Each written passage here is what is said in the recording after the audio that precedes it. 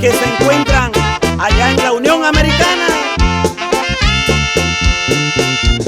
Año del 82, fecha que no olvidaré. En San Agustín, Chayuco, esto vino a suceder. En San Agustín, Chayuco, esto vino a suceder.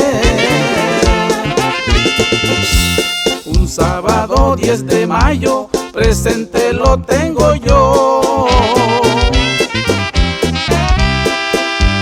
Hasta la casa de Pillo, Francisco Sánchez llegó. Como andaba bien borracho, hasta adentro se metió.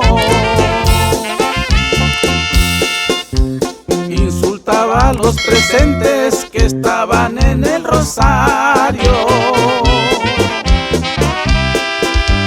del señor Máximo Flores. Rezaban su novenario, no lo podían detener porque Chico andaba armado. Como él cargaba pistola, se le dirigió a Genaro.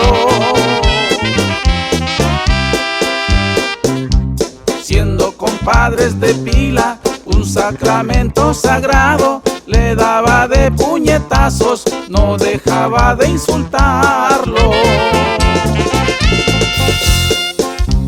Ahí estaba su chamaco, que de chico era su ahijado.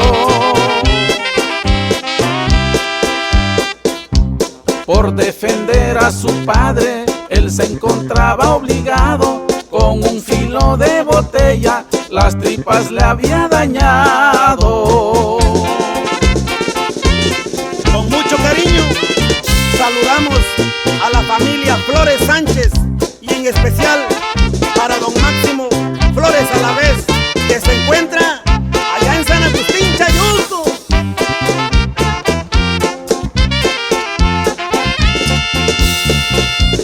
Llegó su hermana Victoria para ayudar a Francisco, levantando su cabeza creyendo que estaba vivo, pero Chico ya había muerto. Muchos fueron los testigos. Pillo muy enfurecido con la pistola salió, preguntando a los presentes de ese caso que pasó. Le dijeron que el chamaco a su padrino mató. Pillo lo agarró del cuello al chamaco que ahí estaba. Lo entregó a la policía, a la cárcel lo llevaban. La familia de Francisco no creían lo que pasaba.